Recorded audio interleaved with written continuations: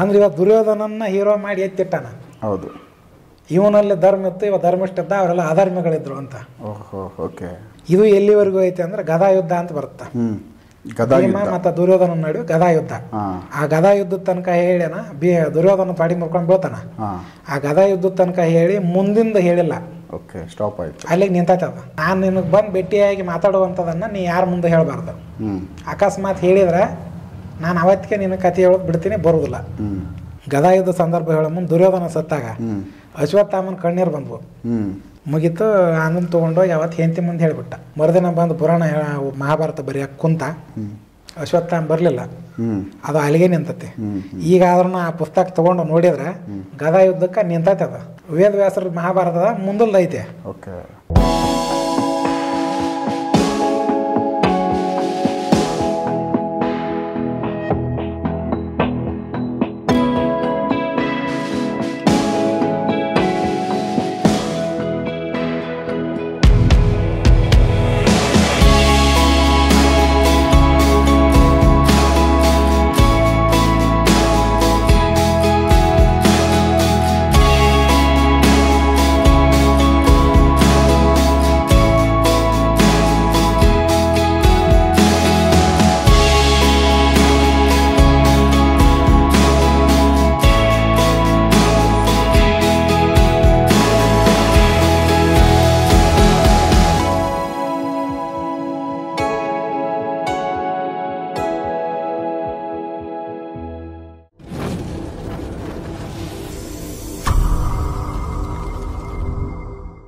ಈಗ ಭವಿಷ್ಯ ಪುರಾಣದಾಗ ಇನ್ನೂ ಒಂದು ಬರ್ತೈತೆ, ಪೃಥ್ವಿರಾಜ್ ಚೌಹಾಣ್ ಅಂತ ಹೇಳ್ತಾರೆ. ಪೃಥ್ವಿರಾಜ್ ಚೌಹಾಣ್ ಸ್ವಲ್ಪ ಆಧ್ಯಾತ್ಮಕ್ಕೆ ಸಂಬಂಧ ಇದ್ದಂಥ ಕಾರಣಕ್ಕೆ ನಾ ಇದನ್ನು ಹೇಳಕತ್ತೀನಿ ಇತಿಹಾಸದ. ಪೃಥ್ವಿರಾಜ್ ಚೌಹಾಣ್ ಅಂತಂದ್ರೆ ಇವನು ಹಿಂದಿನ ಜನ್ಮಕ್ಕೆ ಹೋದ್ರೆ ಹಿಂದಿನ ಜನ್ಮದೊಳಗೆ ಈ ಪೃಥ್ವಿರಾಜ್ ಅನ್ನುವಂಥವನು ಧೃತರಾಷ್ಟ್ರ ಆಗಿದ್ದ. ಅಂದ್ರೆ ದುರ್ಯೋಧನನ ಅಪ್ಪ ಆಗಿದ್ದ ಅಂತ. ಅಂದ್ರೆ ಇದು ಭವಿಷ್ಯ ಪುರಾಣ ಹೇಳ್ತತೆ. ಧೃತರಾಷ್ಟ್ರ ಏನಪ್ಪ ಅಂದ್ರೆ ಸತ್ತು ಹೋದ್ಮೇಲೆ ಮುಂದೆ ಕಲಿಯುಗದಾಗ ಯಾಕೆ ಹಿಂಗೆ ಮತ್ತೆ ಹಿಂಗೆ ಹುಟ್ಟಿದ ಅಂತಂದ್ರೆ ಒಂದು ಕರ್ಮ ಬಾಕಿ ಇತ್ತು ಅನುಭವಿಸುವಂಥದ್ದು. ಆ ಕರ್ಮ ಅನುಭವಿಸೋದ ಸಲುವಾಗಿ ಹುಟ್ಟಿದ. ಒಂದು ಕರ್ಮ ಅನುಭವಿಸೋದಕ್ಕೆ ಮತ್ತೊಮ್ಮೆ ಹುಟ್ಟಬೇಕಾಗತ್ತ. ಇಲ್ಲಿ ಧೃತರಾಷ್ಟ್ರ ಕೃಷ್ಣನ ಒಂದು ಮಾತು ಕೇಳ್ತಾನ. ನಂದು 100 ಮಂದಿ ಮಕ್ಕಳು ನಾನು ಕಣ್ಣಿದ್ರಿಗೆ ಸತ್ತು ಹೋದ್ರು, ನಾನು ಕಣ್ಣಿಲ್ಲ, ನನಗೆ ಕಣ್ಣಿಲ್ಲ, ನನ್ನ ಮಕ್ಕಳು ಒಟ್ಟರು ಕಣ್ಣಿದ್ರಿಗೆ ಸತ್ತು ಹೋದ್ರು. ಇದನ್ನ ಈ ಟೈಪ್ ಆಗ್ಬೇಕಾದ್ರೆ ನಾ ಏನು ಕರ್ಮ ಮಾಡೀನಿ ಅಂದ. ಅದನ್ನ ನೋಡ್ಬೇಕಂತ ಮಾಡಿ ನೋಡ್ತೀನಿ ಅಂದ. ಸರಿ ಬಂದ ಕೃಷ್ಣ ಅವನ ತಲೆ ಮೇಲೆ ಕೈ ಇಟ್ಟ.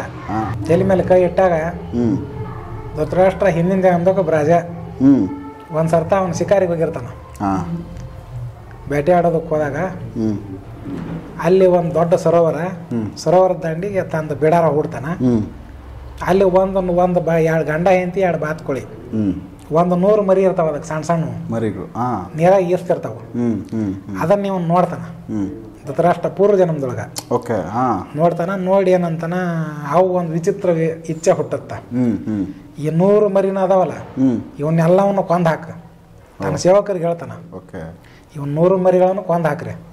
ಕೊಂದು ಹಾಕಿ ಇದ್ರಾಗ ಏನೈತಿ 1 2 ಹಿಡಿದು ಕಣ್ಣು ಕಿತ್ತಾಕ ಅಂತ ಹೇಳ್ತಾನ. ಸೇವಕರ ಮತ್ತೆ ರಾಜ ಹೇಳಿದ್ ಕೇಳಬೇಕಲ್ಲ, ಮಾಡಿದಾರೆ. ಮತ್ತೆ ಸೇವಕರು ಆ ಕರ್ಮ ಮಾಡ್ಯಾರ, ಸೇವಕರಿಗೆ ಪಾಪ ಇಲ್ಲ. ಇವ ಹೇಳಿದ್ಕ ಅವ್ರು ಮಾಡ್ಯಾರ, ಅವ್ರಾಗೆ ಸ್ವತಃ ಮಾಡಿದ ಅವ್ರಿಗೆ ಪಾಪ ಐತೆ.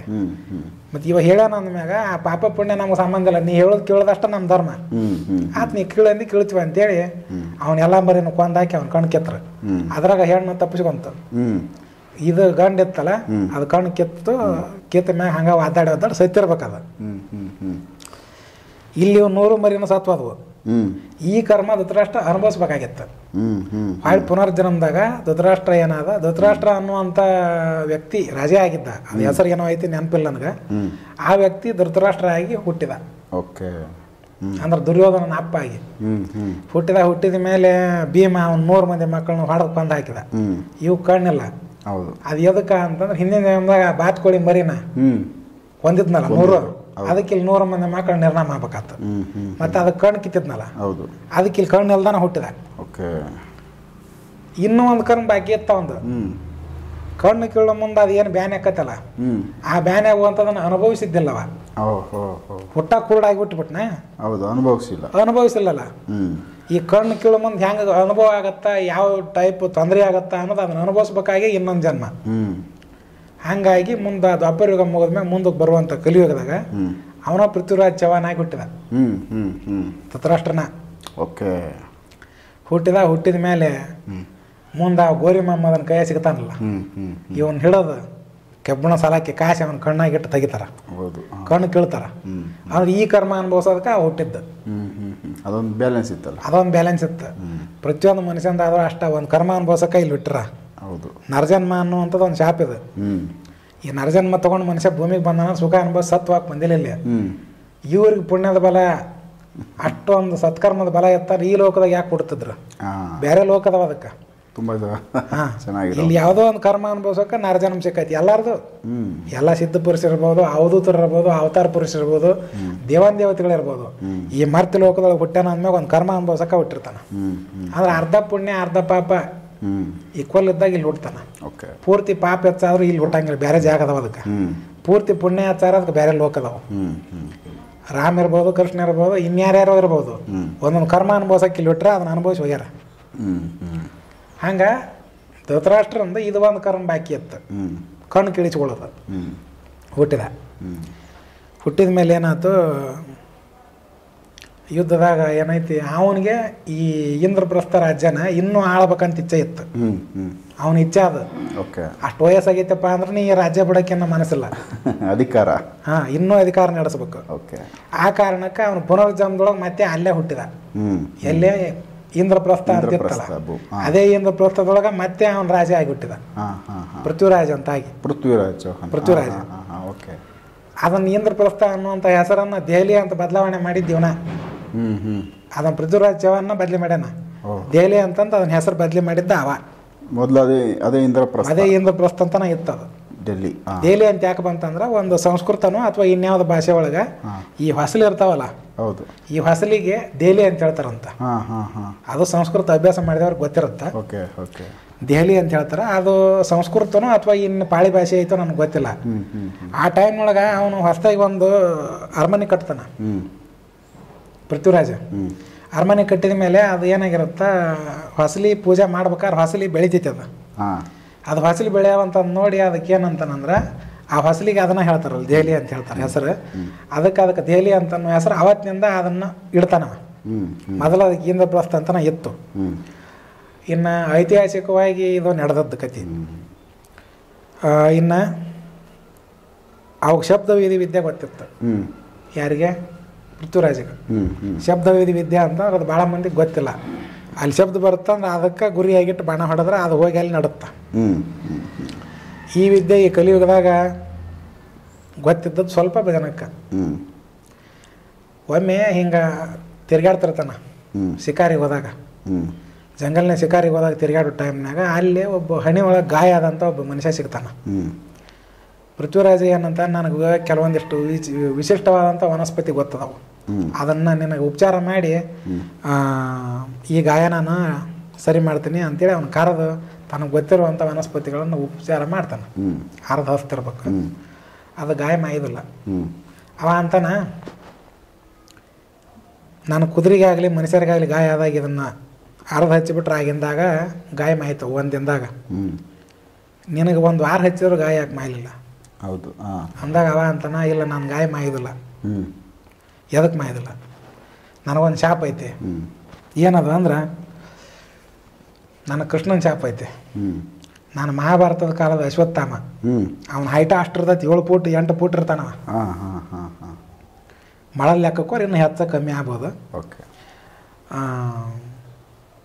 ಅದಕ್ಕೆ ಒಂದು ಶಾಪ್ ಐತೆ ನನಗೆ. ಕಲಿಯುಗದ 5,000 ವರ್ಷ ಮುಗಿಯೋ ತನಕ ನನಗೆ ಈ ಟೈಪ್ ಗಾಯ ಆಗಿ ಶರೀರದೊಳಗೆ ನಾನಾ ವ್ಯಾಧಿ ಹುಟ್ಟಿ ಚಿತ್ರಹಿಂಸೆ ಅನುಭವಿಸ್ಬೇಕಂತ ಶಾಪ್ ಐತೆ. ಈ ಕಾರಣಕ್ಕೆ ನನಗೆ ಈ ಗಾಯ ಮಾಯಂಗಿಲ್ಲ. ಯಾಕಂದ್ರೆ ಇನ್ನೂ 5,000 ವರ್ಷ ಆಗಿಲ್ಲಲ್ಲ. ಈ ಕಲಿಯುಗ ಚಾಲುವಾಗಿ 5,125 ವರ್ಷ ಆಯ್ತು ಈಗ. ಅಂದ್ರೆ ಇದು 1,000 ವರ್ಷದ ಹಿಂದಲ್ ಕತಿ. ಇನ್ನೂ 4,000 ವರ್ಷ ನಡೀತಿತ್ತು. ಇನ್ನೂ 1,000 ವರ್ಷ ಅನುಭವಿಸೋದಿತ್ತು. ಅದಕ್ಕೆ ಅಲ್ಲಿ ಅವನ ಗಾಯ ಮಾಯಲಿಲ್ಲ. ಅವ ಹೇಳಿದ ನನಗಿಷ್ಟು ಉಪಕಾರ ಮಾಡಿ ಅಂದ್ರೆ ನಿನಗೂ ಏನಾರ ಒಂದು ಕೊಡ್ತೀನಿ ನಾನು. ಮತ್ತು ಅಶ್ವತ್ಥಾಮ ಅಂದಮೇಲೆ ಎಲ್ಲ ವಿದ್ಯೆಗಳು ಗೊತ್ತಿರ್ತಾವೆ, ಅಸ್ತ್ರಶಾಸ್ತ್ರ ವಿದ್ಯೆಗಳು. ಮತ್ತು ನಾನು ರಾಜ ಅದೀನಿ, ನನಗೂ ನಿನಗೆ ಗೊತ್ತಿರೋ ವಿದ್ಯೆ ಹೇಳು. ನೋಡೋ ಈ ಕಲಿಗಾಲದಾಗ ಆ ಅಸ್ತ್ರ ವಿದ್ಯೆಗಳನ್ನು ಉಪಯೋಗ ಮಾಡುವಂಗಿಲ್ಲ. ಅದರ ಒಂದು ಊರ್ಜಾ ತಡ್ಕೊಳ್ಳೋ ಶಕ್ತಿ ನಿನ್ನ ಶರೀರಕ್ಕಿಲ್ಲ. ಆ ಕಾರಣಕ್ಕೆ ನಿನಗೆ ಎಲ್ಲವೂ ಅಸ್ತ್ರ ವಿದ್ಯೆಗಳನ್ನು ಹೇಳೋಕ್ಕಾಗಲ್ಲ. ಅದಕ್ಕೆ ನೀನು ಒಂದು ಕಲಿಸ್ತೇನೆ, ಅದು ಯಾವನ ಶಬ್ದವೇದಿ ವಿದ್ಯೆ. ಶಬ್ದ ಎಲ್ಲಿಂದ ಬರ್ತೈತೆ ಅಲ್ಲಿ ನೀ ಗುರಿ ಇಟ್ಟು ಬಾಣ ಹೊಡಿದ್ರೆ ಅದು ಅಲ್ಲಿ ಶಿಕಾರಿ ಬೀಳುತ್ತ. ಇಂಥ ಒಂದು ವಿದ್ಯೆನ ಅಶ್ವತ್ಥಾಮ ಪೃಥ್ವಿರಾಜಾಗ ಉಪದೇಶ ಮಾಡ್ತಾನೆ. ಅದನ್ನು ಕಲ್ಕೊಂತಾನವ. ಮುಂದೆ ಅದು ಆಗಿಂದ ಅದ ವಿದ್ಯೆ ಉಪಯೋಗ ಮಾಡಿ ಗೋರಿ ಮೊಹಮ್ಮದನ್ ಹೊಡಿತಾನಲ್ಲ, ಗೋರಿ ಮೊಹಮ್ಮದ್, ಗೋರಿ ಮೊಹಮ್ಮದನ್ನ 17 ಸಲ ಸೋಲಿಸಿರ್ತಾನಿವ. ಜೀವಂತ ಬಿಟ್ಟಿರ್ತಾನ. ಯಾಕಂದ್ರೆ ಅವನು ಜೀವಂತ ಬಿಡಬಾರ್ದಾಗಿತ್ತು. ಸಿಕ್ಕ ಕತ್ತರಿಸಿ ಹಾಕಿಬಿಟ್ಟಿದ್ದ ನಮ್ಮ ದೇಶ ಈ ಸ್ಥಿತಿಗೆ ಬರ್ತಿದ್ದಿಲ್ಲ. ಇವ ದಯ ತೋರಿಸಿ ಬಿಟ್ಬಿಟ್ಟ ಅವನ್ನ, ಕರುಣೆ. ಅಂದ್ರೆ ಭಾರತೀಯ ಒಂದು ರಾಜರಿಗೆ ಒಂದು ಧರ್ಮ ಅಂತಿತ್ತಲ್ಲ, ಶತ್ರು ಶಾರಣ ಕತ್ತಿ ಇಟ್ಟ ಅಂದ್ರೆ ಅವ್ನು ಬಿಟ್ಟು ಬಿಡ್ಬೇಕಂತ ಇರ್ತದ, ಕ್ಷಮೆ ಕೊಡ್ಬೇಕಂತ. ಇವ ಹಂಗೆ ಕೇಳಿಬಿಟ್ಲೆ ಬಿಟ್ಬಿಡ್ತದ. ಈ ಒಂದು ಪದ್ಧತಿ ಬೇರೆ ದೇಶಗಳು ಬರ್ತಾವಲ್ಲ, ಗೊತ್ತಿತ್ತು ಅವ್ರಿಗೆ ಇದು ಇದ್ದಿಲ್ಲ, ಅವರಲ್ಲಿ ಇರಲಿಲ್ಲ. ಬಟ್ ಇದು ಇಲ್ಲಿದೆ ಅನ್ನೋದು ಗೊತ್ತಿತ್ತು. ಅಂದ್ರೆ ಇವರು ಒಂದು ಆಧ್ಯಾತ್ಮಿಕ ಹಿನ್ನೆಲೆಯಿಂದ ಜೀವನ ಮಾಡ್ತಿದ್ರು. ಯುದ್ಧ ಇರಬಹುದು, ಜೀವನ ಇರಬಹುದು, ಇನ್ನೊಂದಿರ್ಬೋದು. ಆಧ್ಯಾತ್ಮಿಕ ಒಂದು ಇದರ ಮೇಲೆ ಲೈನ್ ಮೇಲೆ ಹೋಗ್ತಿರೋದಂದ್ರೆ ಕೆಲವೊಂದಿಷ್ಟು ನಿಯಮಗಳನ್ನು ಮಾಡ್ಬೇಕಾಗತ್ತ, ಮಾಡ್ತಿದ್ರು ಇವರು. ಶತ್ರು ಶರಣಾಗತಾಗಿನಂದ್ರೆ ಅವ್ನು ಬಿಟ್ಟು ಬಿಡ್ಬೇಕು, ಜೀವದಾನ ಕೊಡ್ಬೇಕು ಅಂತಿತ್ತು, ಕೊಟ್ಬಿಟ್ಟ. ಆದ್ರೆ ಅವ್ರಿಗೆ ಏನಿತ್ತು ಅಂದ್ರೆ ಮೋಸ ಮಾಡಿ ಆದರೂ ಆಗಲಿ, ಹೆಂಗಾದ್ರೂ ಆಗಲಿ ನಾವು ಅನ್ಕೊಂಡದನ್ನು ಸಾಧಿಸ್ಬೇಕು ಅನ್ನುವಂಥ ವಿಚಾರ ಪಾಶ್ಚಾತ್ಯರಿಗಿತ್ತು. ಈಗೂ ಐತಿ, ಹಿಂದೂ ಇತ್ತು.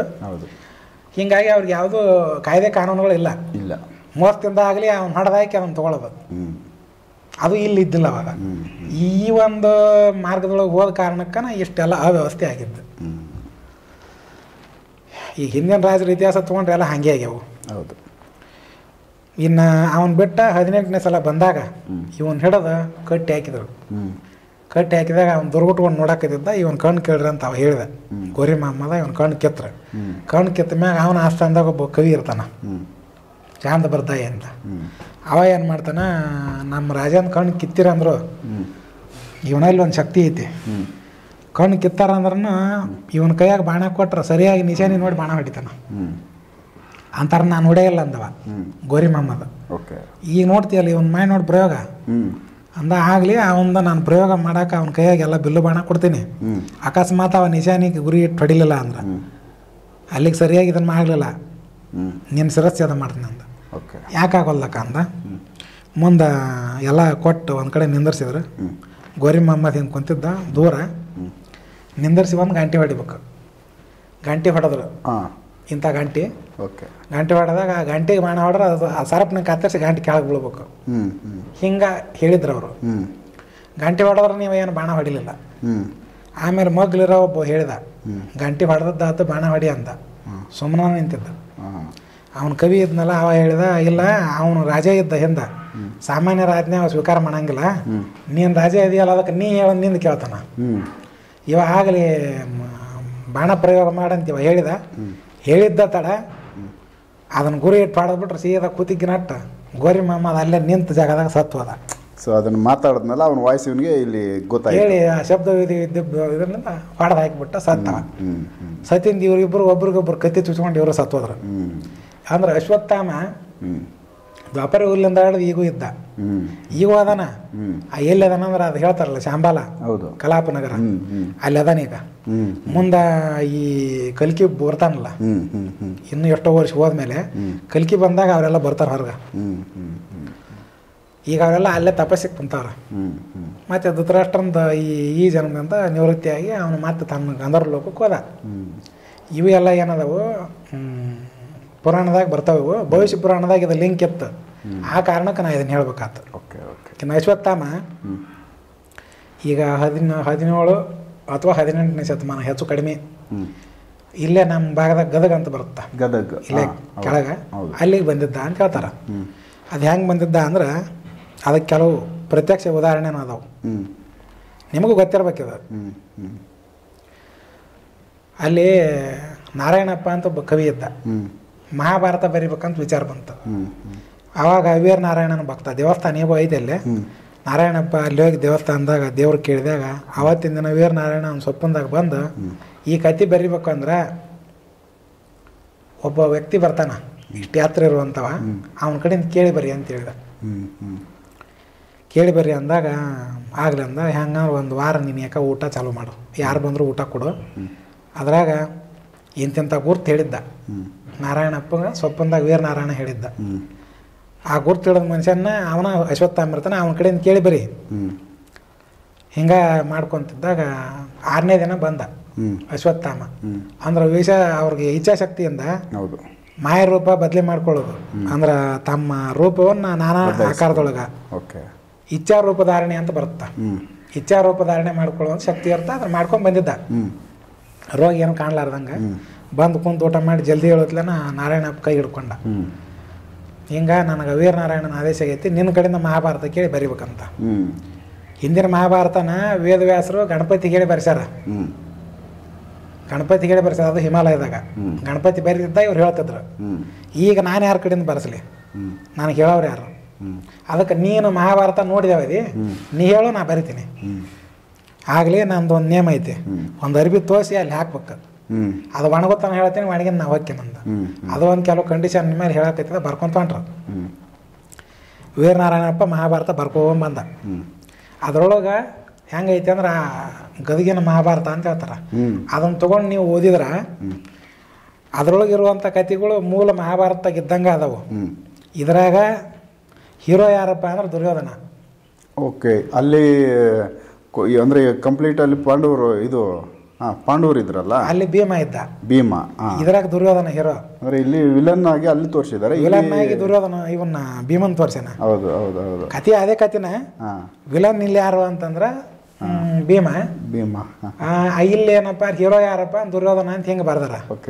ಮತ್ತೆ ಈ ಕೆಲವು ಮಂದಿ ಒಂದ್ ಸ್ವಲ್ಪ ಬುದ್ಧಿ ಇದ್ದವರು, ಜಾಸ್ತಿ ಸ್ವಲ್ಪ ಪಾಂಡಿತ್ಯ ಗಳಿಸಿಕೊಂಡಂಥವ್ರು ಇದನ್ನ ಕತೆಗೆ ಇದ್ರೊಳಗೆ ಬರುವಂಥ ಉಪಕಥೆಗಳನ್ನು ನೋಡಿದ್ರ ಜನಸಾಮಾನ್ಯರು ಇದನ್ನು ಬರೆಯಕ್ಕೆ ಸಾಧ್ಯ ಇಲ್ಲ. ಈ ಟೈಪ್ ಅದನ್ನ ಅಶ್ವತ್ಥಾಮ ಹೇಳಿದಂಥ ಕಥೆ ಅದು. ಮಹಾಭಾರತ ಕಣ್ಣಿಲ್ಲೇ ನೋಡಿದವನಲ್ಲವ, ಯುದ್ಧದೊಳಗೆ ಭಾಗವಹಿಸ್ತೇವ, ಯಾರ್ಯಾರು ಯಾವ್ಯಾವ ಜನ ಸತ್ರು ಹೆಂಗೆ ಸತ್ರ ಫೋಟೋ ಐತಿದ್ರ. ಮತ್ತು ವೇದವ್ಯಾಸರು ಹೇಳಿದ್ದು ಇದು ಒಂದ ಪಾತ್ರ ಅಷ್ಟ ಬದ್ಲಿ. ಅಂದ್ರೆ ಇವಾಗ ದುರ್ಯೋಧನನ್ನ ಹೀರೋ ಮಾಡಿ ಎತ್ತಿಟ್ಟಾನ. ಹೌದು, ಇವನಲ್ಲಿ ಧರ್ಮ ಇತ್ತು, ಇವ ಧರ್ಮಿಷ್ಠ ಇದ್ದ, ಅವರೆಲ್ಲ ಅಧರ್ಮಿಗಳಿದ್ರು ಅಂತ ಬರ್ದಾನ. ಇದನ್ನ ಬಿಟ್ಟು ಕೆಲವೊಂದಿಷ್ಟು ಕಥಾ ಸಂದರ್ಭ ಅಂತ ಏನ್ ಬರ್ತಾವಲ್ಲ, ಯಾವುದನ್ನು ವ್ಯತ್ಯಾಸ ಮಾಡಿಲ್ಲ, ಎಲ್ಲ ಹಂಗೆ ಅದಾವು. ಪಾತ್ರಗಳನ್ನ ಮಾತ್ರ ಇವ್ರಿಗೆ ಎತ್ತಿಟ್ಟು ಅವ್ರು ಕೆಳಗೆ ಮಾಡ್ಯಾನ ಅಷ್ಟ. ಇದು ಎಲ್ಲಿವರೆಗೂ ಐತೆ ಅಂದ್ರೆ ಗದಾ ಯುದ್ಧ ಅಂತ ಬರುತ್ತ. ಭೀಮ ಮತ್ತು ದುರ್ಯೋಧನ ನಡುವೆ ಗದಾ ಯುದ್ಧ. ಆ ಗದಾ ಯುದ್ಧದ ತನಕ ಹೇಳ್ಯಾನ, ದುರ್ಯೋಧನ ಪಾಡಿ ಮುರ್ಕೊಂಡು ಬೀಳ್ತಾನ.